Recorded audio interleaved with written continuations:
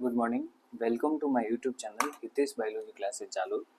आज का अपना लेक्चर 12th क्लास की बायोलॉजी के सेकेंड चैप्टर्स से रिलेटेड है, जिसका नाम है ह्यूमन रिप्रोडक्शन। इससे पहले भी हमने इस लेक्चर्स के बारे में बता दिया था। आज का अपना ह्यूमन रिप्रोडक्शन का लेक्चर नंबर 3 है। इससे पहले हमने 2 लेक्चर्स बता दिए थे, जिसके अंदर हमने ह्यूमन के सेक्स ऑर्गन कैसे बनते हैं और उनके स्ट्रक्चर्स के बारे में बताया था। अगर हम अपने प्रीवियस लेक्चर्स की ओर बढ़े तो मेरा पहला लेक्चर जो है वो टेस्टिस और सेकेंडरी सेक्स ऑर्गन था, जिसमें मैंने आपको बताया कि असेक्सुअल और सेक्सुअल रिप्रोडक्शन क्या होते हैं, रिप्रोडक्शन का मतलब क्या होता है ये बताया। रिप्रोडक्शन ह्यूमन बॉडी में या किसी भी ऑर्गेनिज्म में 2 टाइप के होते हैं, असेक्सुअल और सेक्सुअल बताया। इसके डिफरेंस बताए थे। फिर मैंने बताया था कि मेल और फीमेल में सेक्स ऑर्गन को क्या कहते हैं, टेस्टिस और ओवरी। उसके बाद में मेल फीमेल के सेक्स हार्मोन क्या क्या कहलाते हैं। उसके बाद में फिर हमने सेकेंडरी सेक्स ऑर्गन के बारे में बताया, उनकी ओरिजिन कहाँ से होती है वो बताया। टेस्टिस या रिप्रोडक्टिव ऑर्गन जो है वो मीजोडर्म से बनते हैं। प्राइमरी सेक्स ऑर्गन को टेस्टिस कहते हैं, सेकेंडरी सेक्स ऑर्गन को हम एसेप्टी वगैरह इस सब। अब यहाँ पर सेकेंडरी सेक्स ऑर्गन जो एसेप्टी लिखा है, ये एसेप्टी इधर जो है ये सेकेंडरी सेक्स ऑर्गन में नहीं है, ये है प्राइमरी सेक्स ऑर्गन में। क्योंकि एसेप्टी का मतलब होता है सेमिनिफेस ट्यूबल्स, और सेमिनिफेस ट्यूबल जो है वो गैमेट को बनाने में मदद करती है। जो गैमेट को बनाएगी वो प्राइमरी सेक्स ऑर्गन है। जो गैमेट को स्टोर करेगी, जो गैमेट को मैच्योर करेगी, जो गैमेट को कंडक्ट करेगी आगे, उसको हम कहते हैं secondary sex organ. Secondary sex organ जो है उसकी शुरुआत एक्चुअल में वास सेकेंडरी सेक्स ऑर्गन की शुरुआत एक्चुअल में जो है वो वासा इफेरेंसिया से होती है। रेटे टेस्टिस और जो एसेप्टी है सेमिनिफेस ट्यूबल, इन दोनों को हम प्राइमरी सेक्स ऑर्गन के अंदर गिनते हैं, क्योंकि ये दोनों ही टेस्टिस को कलेक्ट करते हैं, बनाने का काम करते हैं। अब वासा इफेरेंसिया से लेकर के जो आगे तक की जो स्ट्रक्चर्स होती हैं उन सबको हम सेकेंडरी सेक्स ऑर्गन के नाम से जानते हैं। फिर मैंने आपको टेस्टिस के लोकेशन बताई थी कि टेस्टिस में जो है लोकेशन के हिसाब से टेस्टिस कहाँ पर होते हैं। मैंने बताया था आपको कि 7 से 8 महीने गर्भ धारण या प्रेगनेंसी जो काल होता है, प्रेगनेंसी पीरियड होता है, उसमें 7 to 8 मंथ के अंदर टेस्टिस बनना स्टार्ट हो जाते, बॉडी में बनना स्टार्ट हो जाए मतलब बन जाते। उसके बाद में फिर 7वें से 8वें महीने के अंदर 7 to 8 वीक में, 7वें से 8 से 7वां में सप्ताह में तो टेस्टिस बन जाते बॉडी में। लेकिन वो बनते कहाँ हैं, मैंने बताया था कि आपकी बॉडी के उदर गुहा में बनते हैं, मतलब एब्डोमिनल कैविटी में बनते हैं। एब्डोमिनल कैविटी से वो स्क्रोटम में आते हैं, तब तक 7 से 8 महीने कंप्लीट हो जाते हैं प्रेगनेंसी पीरियड के अंदर, गेस्टेशन पीरियड के अंदर। यानी करीबन हम कह सकते हैं कि 7 to 8 मंथ के अंदर वो एब्डोमेन से वहाँ से खिसक के कहाँ आ जाते हैं, स्क्रोटम में आ जाते हैं। स्क्रोटम जो कि सेकेंडरी सेक्स ऑर्गन का पार्ट है, उसके अंदर टेस्टिस ड्यूबरनकुलम से अटैच होते हैं। और उसके बाद में स्क्रोटम में आने का रीज़न भी मैंने बताया था कि ये स्क्रोटम में आते हैं इसलिए क्योंकि बॉडी का टेम्परेचर जो होता है 37 होता है, and spermatogenesis is not properly completed in body temperature. ठीक है, इसलिए स्क्रोटम का टेम्परेचर जो है बॉडी टेम्परेचर थोड़ा कम होता है, इसलिए इधर आ जाते हैं। फिर उसके बाद में मैंने आपको एक ब्यूटीफुल डायग्राम्स के थ्रू बताया कि बॉडी में टेस्टिस जो है वो किस टाइप से अटैच होते हैं सेमिन स्पर्मेटिक कोड के थ्रू। हमारा सेकेंड लेक्चर स्टार्ट किया था, जिसके अंदर मैंने testis as a primary sex organ, जिसका मेन फंक्शन क्या था, responsible for formation of gamete. अभी बताया था कि ह्यूमन बॉडी में टेस्टिस को प्राइमरी सेक्स ऑर्गन क्यों कहते हैं, क्योंकि ये हमारी बॉडी में गैमेट का निर्माण करता है। वही सेकेंडरी सेक्स ऑर्गन क्या कहते हैं, सेकेंडरी सेक्स ऑर्गन उनको कहते हैं जो गैमेट को बनाते नहीं है, गैमेट को ट्रांसपोर्ट करते हैं, उनको मैच्योर करते हैं, उनको स्टोर करते हैं। टेस्टिस की लोकेशन बताई थी, बर्थ से पहले एब्डोमिनल कैविटी और बर्थ के बाद स्क्रोटम होता है। ऑरिजिन मिजोडम बता दी थी।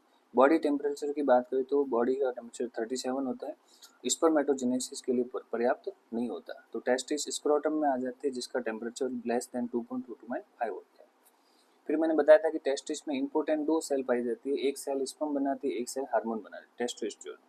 एक बीमारी बताई थी क्रिप्टोर्किडिज्म, जिसमें बॉडी के अंदर ही टेस्टिस रह जाते हैं इवन आफ्टर बर्थ, और सर्जिकली उनको जो है ऑर्किडोपेक्सी प्रोसीजर्स के द्वारा डॉक्टर जो है वो स्क्रोटम में लाते हैं, नेचुरली जो पॉसिबल नहीं होता। Finally we have told about the orchidectomy, की surgically removal of testis from scrotum due to any disorder. कोई भी डिसऑर्डर हो जाए टेस्टिस में, किसी भी तरह की बीमारी हो जाए टेस्टिस में, तो टेस्टिस को वहाँ से बॉडी से हटाया जाता है। इस प्रोसेस को हम ऑर्किडेक्टोमी के नाम से जानते हैं। कुछ एनिमल ऐसे भी हैं जिनके टेस्टिस जो है वो हमेशा एब्डोमिनल कैविटी में ही रहते हैं, मतलब बॉडी के कैविटी में रहते हैं, स्क्रोटम में नहीं आते हैं। उनके एग्जांपल्स बताए थे हो सकता है उनकी बॉडी का टेम्परेचर जो है वो स्पर्मेटोजेनेसिस के सूटेबल हो, या ये भी हो सकता है कि उनकी बॉडी का टेम्परेचर हाई होगा लेकिन उनके अंदर स्पर्म के अंदर जो है टेम्परेचर टॉलरेंस लेवल पाया जाता होगा, जिसकी वजह से वो ऐसा प्रोसेस है कि वो जो टेस्टिस है वो स्क्रोटम में नहीं आते। उसके बाद में फिर मैंने आपको primary sex organ as testis का डायग्राम बताया था। ये आउटर लेयर है स्क्रोटम, जिसको सेकेंडरी सेक्स ऑर्गन कहते हैं। उसके अंदर टेस्टिस की एक लेयर है ट्यूनिका एल्बुजिनिया, वो अंदर जाकर के ऐसे कैविटी बना रही है। इन कैविटी को हम किस नाम से जानते हैं? इन कैविटी को कहते हैं हम लोग टेस्टिकुलर लोब्स, जो 200 से 250 होती है। ये भी ट्यूनिका एल्बुजिनिया से बनती है। इसके अंदर आपको येलो कलर की बहुत सारे स्ट्रक्चर्स दिख रही हैं। इन स्ट्रक्चर्स को हम किस नाम से जानते हैं? Seminiferous tubules. उसके बाद में ये पिंक कलर की स्ट्रक्चर्स दिख रही है, इसको हम, ये जो पिंक कलर के स्ट्रक्चर्स हैं इनको हम किस नाम से जानते हैं? इनको हम कहते हैं रेटे टेस्टिस। यहाँ से स्पर्म कलेक्ट होकर फिर आगे निकलते हैं वासा इफेरेंसिया वगैरह, इस सब में आगे चलते हैं। ठीक है, तो ये सारा का सारा प्रोसेस बताया और ब्यूटीफुल डायग्राम्स के थ्रू मैं बताता हूँ। ऐसा नहीं है कि टेस्टिस की जो है डायग्राम लिमिटेड है, टेस्टिस के अंदर और भी ब्यूटीफुल डायग्राम है। जैसे एक डायग्राम मैं आपको बता रहा हूँ, ये वाला। इस डायग्राम में आपको क्लियरली दिख रहा है कि किस तरह से बॉडी के अंदर जो है, जैसे इस डायग्राम के अंदर आपको दिख रहा है कि यहाँ पर देखो ये टेस्टिस की लोकेशन है, इधर ये टेस्टिस है ये वाली। इस टेस्टिस के अंदर यहाँ पर स्पर्म बनना स्टार्ट हो जाते हैं। ये जो पार्ट है यहाँ पर स्पर्म बनते हैं। ये स्पर्म यहाँ से इस वासा इफरेंसिया के थ्रू फिर इस एपिडिडाइमिस में आते हैं और एपिडिडाइमिस में आने के बाद में फिर ये वास्ट डिफरेंस में जाते हैं। ये वास्ट डिफरेंस देखो यूरेटर से यू शेप ले रही है और यू शेप लेकर के फिर कहाँ खुलती है? वो इजेकुलेटरी डक्ट में ओपन हो जाती है। वो इजेकुलेटरी डक्ट आगे जाके यूरेथ्रा में ओपन होता है और यूरेथ्रा से जो स्पर्म है वो इजेकुलेशन के थ्रू बाहर आ जाते हैं। सेम डायग्राम एक सेजिटल व्यू दिया हुआ है टेस्टिस का, it is front view, it is sagittal view. इसके अंदर आपको दिख रहा है कि ये टेस्टिस हैं, इसमें स्पर्म बनते हैं और यहाँ से स्पर्म जो है वो इस ट्यूब के थ्रू, जिसको वास्ट डिफरेंस कहते हैं, यहाँ से होते हुए ये इसमें आ जाते हैं और उसके बाद में यहाँ से इस बॉडी के बाहर आ जाते हैं। तो ये जो डायग्राम है, जो सेजिटल व्यू है, ये भी आपको अच्छे से क्लियरली दिख रहा है कि किस तरह से टेस्टिस जो है वो बॉडी के बाहर जो है स्पर्म जो है वो बॉडी के बाहर रिलीज होते हैं। तो यहाँ पर अगर प्राइमरी सेक्स ऑर्गन की बात करें तो प्राइमरी सेक्स ऑर्गन कौन होगा? टेस्टिस। तो यहाँ पर जो टेस्टिस हैं इसको हम कहते हैं प्राइमरी सेक्स ऑर्गन और उसके जो पार्ट्स होते हैं उनको हम सेकेंडरी सेक्स ऑर्गन के नाम से जानते हैं। तो ये सारा का सारा प्रोसेस होता है। अब टेस्टिस के अंदर होती है सर्टोली सेल। नेक्स्ट जो डायग्राम है वो सर्टोली सेल का है, इसको यहाँ नहीं इधर कर लेते हैं। नेक्स्ट जो डायग्राम है वो है सर्टोली सेल का। तो देखिए ये जो डायग्राम है ये सर्टोली सेल का है। टेस्टिस के अंदर मैंने बताया था बहुत सारी छोटी छोटी ट्यूब्यूल्स होती है। For example I am making diagrams of testis. जैसे कि हमने अभी थोड़ी देर पहले ही डायग्राम बताया था, ये एक टेस्टिस है। इस टेस्टिस के अंदर बहुत सारे लोब्स होते हैं। इन लोब्स को हम कहते हैं, ये बहुत सारे लोब्स हैं, इन लोब्स को हम कहते हैं टेस्टिकुलर लोब्स। इनका नाम हो गया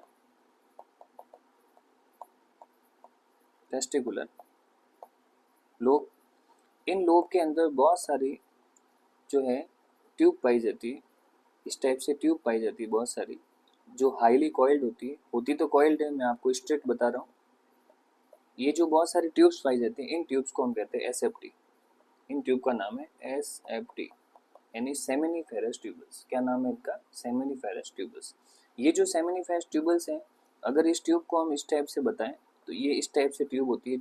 ठीक है, इस ट्यूब के अंदर ये जो ट्यूब दिख रही है, इस ट्यूब के अंदर आपको बड़ी बड़ी इलोंगेटेड सेल दिख, और ये जो सेल दिख रही है इलोंगेटेड, इनको कहते हैं सर्टोलाई सेल। इनको हम क्या नाम देते हैं? Sertoli cell. और ये जो सर्टोली सेल है, ये सर्टोली सेल स्पर्म को बनाने का काम करती है। ये सर्टोली सेल यहाँ पर आपको कहाँ दिखेगी? इस टाइप से, इस डायग्राम में देखो, इस डायग्राम में आपको ये सर्टोली सेल दिख रही है। जो ट्यूब मैंने यहाँ पर ब्लू कलर की बताई है, ये ट्यूब एक्चुअल में सर्टोली जो है सेमिनिफेरस ट्यूबल्स है, और ये सेमिनिफेरस ट्यूबल्स आपको यहाँ पर रेड कलर में दिख रही है। अब इस सेमिनिफेरस ट्यूबल्स में आपको एक छोटा सा सेक्शन दिख रहा है, इस सेक्शन को यहाँ पर जूम करके बताया गया। इस सेक्शन के अंदर आपको देखने को मिलेगा कि यहाँ से लेकर के ये जो आपको स्ट्रक्चर दिख रही है, ये वाली, यहाँ से लेके यहाँ तक की जो स्ट्रक्चर दिख रही है, इस स्ट्रक्चर्स को हम क्या नाम लेते हैं? सर्टोली सेल, क्या नाम देते हैं? Sertoli cell. ये है सर्टोली सेल। और इस सर्टोली सेल के अंदर स्पर्म बनना स्टार्ट हो जाता है। जैसे सर्टोली सेल के अंदर सबसे पहले एक जर्म सेल बनती है जिसका नाम है स्पर्मेटोगोनियम स्टेम सेल, जो आपको साइड में डायग्राम दिख रहा है, it is called spermatogonium stem cell. उसके बाद में फिर स्पर्मेटोगोनियम स्टेम सेल के बाद में ये स्पर्मेटोगोनियम सेल डिवाइड होती है, डिवाइड होकर के फिर बनाती है primary spermatogonium, it is called primary spermatogonium. ठीक है, प्राइमरी स्पर्मेटोगोनियम आगे जाके फिर डिवाइड होती है और आगे जाके बनाती है जो है सेकेंडरी स्पर्मेटोगोनियम। इस तरह से जब बहुत सारी स्पर्मेटोगोनियम बनती है तब यहाँ पर एक स्ट्रक्चर बनती है प्राइमरी स्पर्मेटोसाइट। ये प्राइमरी स्पर्मेटोसाइट है जो ग्रोथ फेज के बाद में बनती है। ये यहाँ पर डायग्राम इसमें भी दिख रहा है और सर्टोली सेल में भी दिख रहा है। जो डायग्राम सर्टोली सेल में है उसी को हमने यहाँ पर साइड में स्पर्मेटोजेनेसिस के प्रोसेस के अंदर बता रखा है। ठीक है, प्राइमरी स्पर्मेटोसाइट में मियोसिस होगा तो बनेगी सेकेंडरी स्पर्मेटोसाइट, जो 2n से क्या हो जाएगी n। 2n बराबर हमारी बॉडी में 46 क्रोमोसोम है 46, तो अब कितने हो जाएंगे 23 हो जाएंगे। सेकेंडरी स्पर्मेटोसाइट में फिर से मियोसिस होता है तो अब यहाँ पर स्पर्मेटिड्स बनते हैं, ये बनते हैं स्पर्मेटिड्स, इनको हम कहते हैं स्पर्मेटिड, यानी स्पर्म को बनाने से पहले वाली सेल। ठीक है, ये प्रोसेस अब यहाँ से लेके यहाँ तक का जो प्रोसेस है, यानी जहाँ से ये स्पर्मेटोजेनेसिस स्टार्ट हुआ, जहाँ से प्राइमरी स्पर्मेटोसाइट या स्पर्मेटोगोनिया जो है वो स्पर्मेटिड तक बदलती है, इस प्रोसेस को हम कहते हैं स्पर्मेटोसाइटोसिस। क्या नाम देते हैं? इस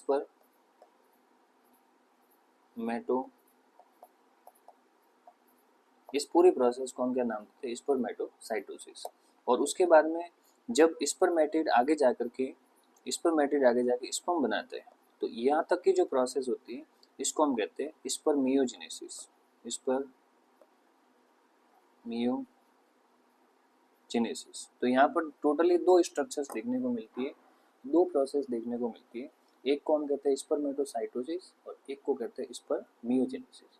ये दो स्ट्रक्चर्स यहाँ पर कंप्लीट होती है तब जाकर के हमारी बॉडी में स्पर्म बनना स्टार्ट हो जाते हैं। तो देखो इसको हम एक डायग्राम से बताते हैं, ये सब बने बनाए डायग्राम है। अब हम इसको डायग्राम बना के बताते हैं कि सारी प्रोसेस होती कैसे। देखो फॉर एग्जांपल जैसे ये हमारे पास टेस्टिस है, ठीक है, ये हमारे पास जैसे टेस्टिस है, इस टेस्टिस के अंदर अभी मैंने बताया कि यहाँ पर बहुत सारी ऐसे लोब पाए जाते हैं। ये जो लोब हैं इन लोब को हम किस नाम से जानते हैं? Testicular lobe. तो इन लोब का नाम है टेस्टिकुलर लोब।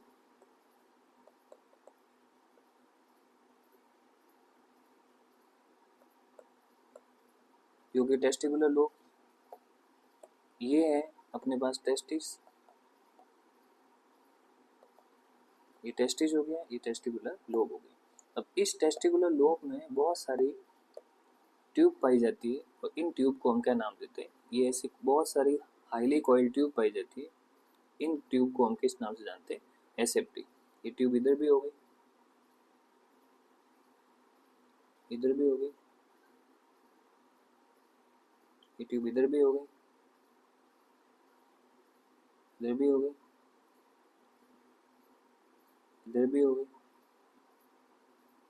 ये जो हाईली कॉइल्ड ट्यूब पाई जाती है इन ट्यूब को हम किस नाम से जानते हैं? इन ट्यूब को हम कहते हैं एसेप्टी, यानी सेमिनी फेरस ट्यूब्यूल्स, या इसको हम किस नाम से जानते हैं? एसेप्टी के नाम से जानते हैं। ठीक है, अब देखो ये जो ट्यूब है इन ट्यूब को अगर हम जूम करें, फॉर एग्जांपल्स ये जो ट्यूब है इस ट्यूब को अगर हम जूम करें तो ये ट्यूब कुछ इस तरीके से दिखेगी। ये जो ट्यूब है वो अपने पास इस तरीके से दिख रही है।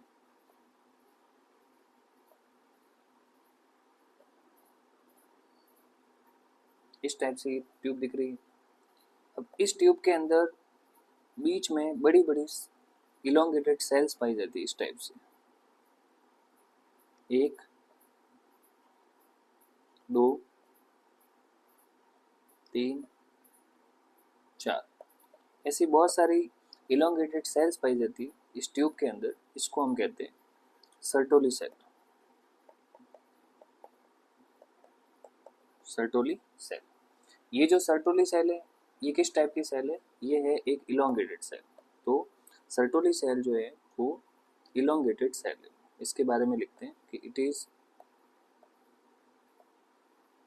Elongated cell.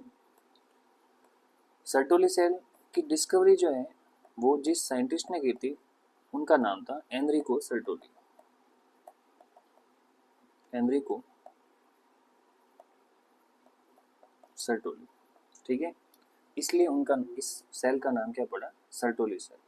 तो सर्टोली सेल कौन से ट्यूब में होती है? एसएफटी। यहाँ से लेके यहाँ तक की जो ट्यूब दिख रही है इसको हम कहते हैं एसएफटी, सेमिनिफेस ट्यूबस, जो करीबन 7 सेंटीमीटर लॉन्ग होती है, ठीक है। अब इसके आगे का डायग्राम। अब इसके अंदर जो आपको स्ट्रक्चर अभी बताया था कि इसके अंदर जो आपको स्ट्रक्चर दिख रही है ये कौन सी है? Sertoli cell. अब सर्टोली सेल पहले तो क्या करती है इसके बारे में बताते हैं, उसके बाद में फिर इस डायग्राम को और ज़्यादा जूम करते हैं, ठीक है।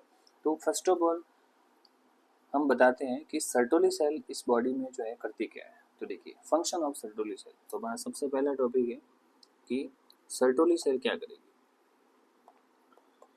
सर्टोली सेल, सर्टोली सेल के बारे में कुछ बातें आपको याद रखनी है। सबसे पहली बात तो ये एक इलोंगेटेड सेल है। किस टाइप की सेल है? इलोंगेटेड।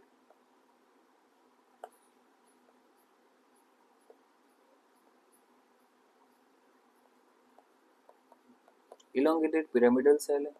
दूसरी बात, ये सर्टोली सेल जो है इसकी डिस्कवरी एनरिको सर्टोली ने की। डिस्कवरी जो है वो किसने की थी? Enrico Sertoli.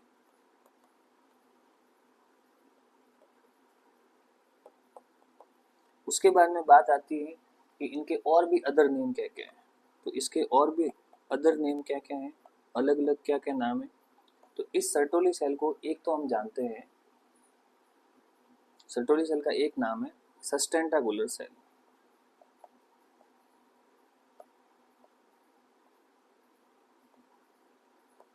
या इसको हम कहते हैं सपोर्टिंग सेल।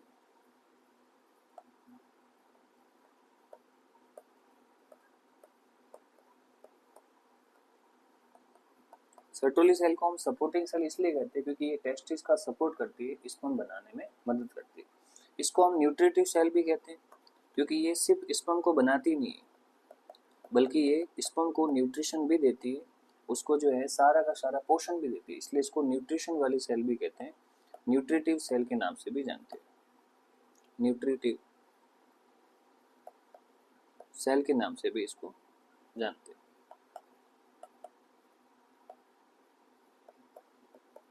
न्यूट्रिटिव सेल के नाम से भी जानते हैं। नरिशिंग सेल भी इसको कहते हैं, अलग अलग सेल्स इसके नाम है। अब बात करते हैं सर्टोली सेल के फंक्शन, ठीक है। क्या क्या काम करती है सर्टोली सेल, बॉडी में क्या फंक्शन है इसके।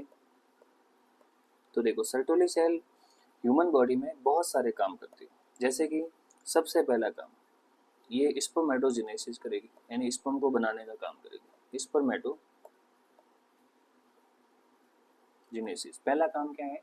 स्पर्मेटोजेनेसिस यानी स्पर्म को बनाने का काम करती है। कौन से हार्मोन के प्रभाव में स्पर्म बनाती है? एफएसएच।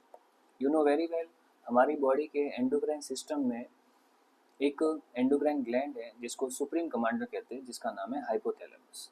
अब ये हाइपोथैलेमस एक हार्मोन बनाती है जिसका नाम है GnRH. For examples human body में एक, यहाँ पर लिखता हूँ, ह्यूमन बॉडी के अंदर एक हाइपोथैलेमस है। हमारी बॉडी के अंदर एंडोक्राइन सिस्टम में एक एंडोक्राइन ग्लैंड होती है, इसको क्या कहते हैं? हाइपोथैलेमस। ये हाइपोथैलेमस एक हार्मोन बनाती है, इस हार्मोन को हम कहते हैं जीएनआरएच। हार्मोन का नाम क्या हो गया? जीएनआरएच। अब ये जीएनआरएच जो हार्मोन है वो आगे जाकर के किस पे अटैक करता है? पिट्यूटरी ग्लैंड पे। ये अटैक करेगा पिट्यूटरी ग्लैंड पे। तो पिट्यूटरी ग्लैंड इस हार्मोन के प्रभाव में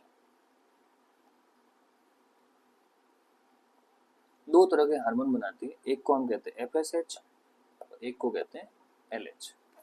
पिट्यूटरी ग्लैंड ने जीएनआरएच के प्रभाव में कितने हार्मोन बनाए? दो तरह के हार्मोन। गोनेडोट्रोपिक जो रिलीजिंग हार्मोन है उसके प्रभाव में दो तरह के हार्मोन रिलीज किए, एक को हम नाम देते हैं एफएसएच और एक को हम नाम देते हैं LH, एक का नाम है फॉलिकल स्टिमुलेटिंग हार्मोन और एक का नाम है ल्यूटिनाइजिंग हार्मोन। अब होता क्या है कि जो FSH है ये अटैक करता है सर्टोली सेल पे, और सर्टोली सेल पे अटैक करके स्पर्म बनाना शुरू करता है, स्पर्म बनाना का काम शुरू करता है। और वही जो LH है ये एक और सेल पे अटैक करता है जिसके बारे में मैंने पहले भी बताया था, लेडिक सेल। और ये लेडिक सेल LH के प्रभाव में फिर क्या बनाएगी, टेस्टोस्टेरोन हार्मोन, टेस्टोस्टेरोन हार्मोन बनाएगी। ठीक है, तो इस तरीके से हमारी बॉडी में एंडोक्राइन सिस्टम जो है वो काम करता है। ये हमारी बॉडी का एक एंडोक्राइन फंक्शनल है जो बॉडी के अंदर काम आता है। ठीक है, तो ये एक एंडोक्राइन सिस्टम है जो ह्यूमन बॉडी में टेस्टिस से रिलेटेड पाया जाता है। और इसके अंदर टोटल कितनी एंडोक्राइन ग्लैंड पार्टिसिपेट कर रही है, पहली तो है हाइपोथैलेमस, उसके बाद दूसरी है पिट्यूटरी ग्लैंड और फिर उसके बाद तीसरी है टेस्टिस। तो ह्यूमन बॉडी में स्पर्म और टेस्टोस्टेरोन बनाने में टोटल 3 एंडोक्राइन ग्लैंड पार्टिसिपेट कर रही है। First as supreme commander hypothalamus, second as pituitary gland जिसको मास्टर ग्लैंड कहते हैं, और third as testis which is called primary sex organ. तो हम कह रहे हैं कि सर्टोली सेल का पहला जो काम है वो तो है स्पर्म को बनाना। सर्टोली सेल का दूसरा काम क्या है कि ये स्पर्म को न्यूट्रिशन भी देती है, प्रोवाइड न्यूट्रिशन टू स्पर्म।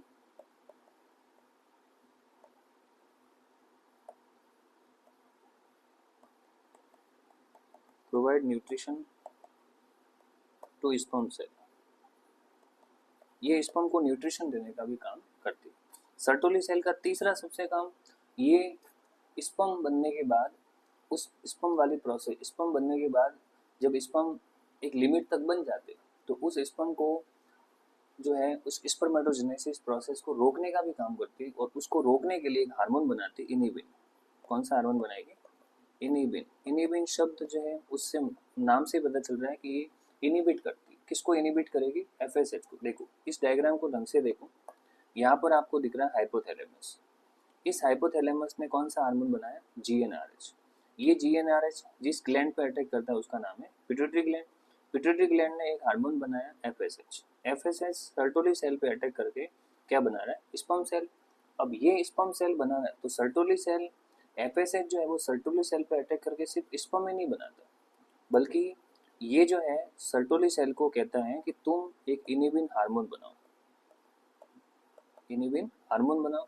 और ये जो इनिबिन हार्मोन है ये अब हाइपोथैलेमस पे जाके ऑर्डर देता है कि तुम FSH का सिक्रेशन बंद कर दो। जो ये FSH है उसका सिक्रेशन बंद कर दो। क्यों, क्योंकि FSH के प्रभाव में जितने स्पर्म बनने हैं वो बन गए हैं और अब इस प्रोसेस को रोक दो। तो ये जो प्रोसेस है जिसके अंदर पहले FSH ने स्पर्म बनाए और अब FSH के द्वारा ही निकले गए हार्मोन ने FSH को ही कंट्रोल कर दिया। इस प्रोसेस को हम कहते हैं फीडबैक मैकेनिज्म। इसका नाम है फीडबैक इफेक्ट या फीडबैक मैकेनिज्म, फीडबैक इफेक्ट। अब इस फीडबैक इफेक्ट में जो स्पर्म बन रहे थे वो अब स्पर्म बनना बंद हो गए, तो फिर ये फीडबैक इफेक्ट कौन सा हो गया, नेगेटिव। तो ह्यूमन बॉडी में 80% नेगेटिव फीडबैक इफेक्टिव होते हैं, 20 या 10 से 20% जो है वो फीडबैक इफेक्ट पॉजिटिव होते हैं। जैसे ह्यूमन बॉडी में ब्लड क्लॉटिंग, प्रेगनेंसी के दौरान ऑक्सीटोसिन हार्मोन, ये सब पॉजिटिव फीडबैक इफेक्ट के एग्जाम्पल्स हैं। बाकी ज़्यादातर केस में जो है फीडबैक इफेक्ट नेगेटिव होता है। तो नेक्स्ट सर्टोली सेल का फंक्शन क्या था, इनिबिन हार्मोन बनाना, जो किसको रोकता है, ये इनिबिट करता है किसको, FSH। तो हम कह सकते हैं it deactivate to FSH।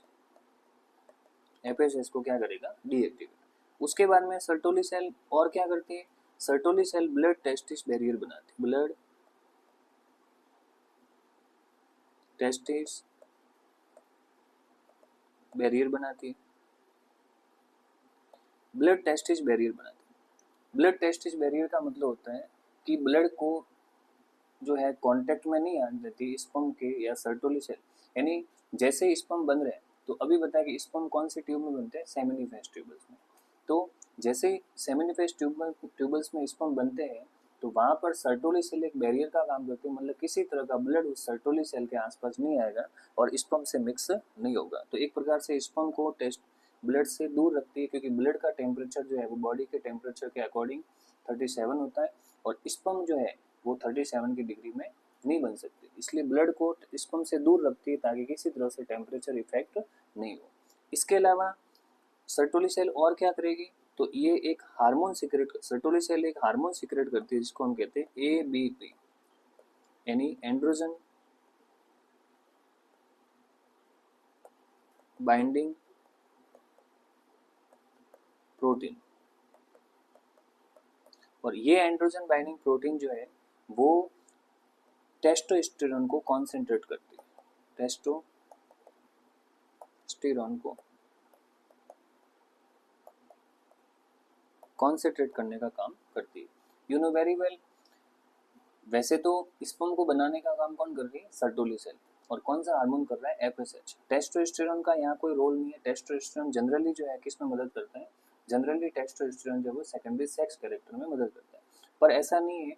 Testis indirectly तरीके से स्पर्म को मैच्योरेट करने का काम करता है, स्पर्म को बनाने का काम करता है और स्पर्मेटोजेनेसिस को कंट्रोल भी करता है। उसके लिए हमारी बॉडी में टेस्टोस्टेरोन को कॉन्सेंट्रेट होना जरूरी है, और उसको कॉन्सेंट्रेट होने के लिए जो हार्मोन दिया जाता है ABP, ये किसके द्वारा सीक्रेट होता है, सर्टोली सेल के द्वारा सीक्रेट होता है। ठीक है, तो इस तरह से सर्टोली सेल की बॉडी में बहुत सारे काम है, स्पर्म को बनाना, स्पर्म के बनाने की प्रोसेस को रोकना, स्पर्म को न्यूट्रिशन देना। ठीक है, एक न्यूट्रिशन वाला काम भी है, नेक्स्ट लिख लो न्यूट्रिशन, तो स्पर्म को न्यूट्रिशन देना, ये सारे काम जो है वो सर्टोली सेल करती है। तो ये सर्टोली सेल के सारे क्या हो गए, फंक्शंस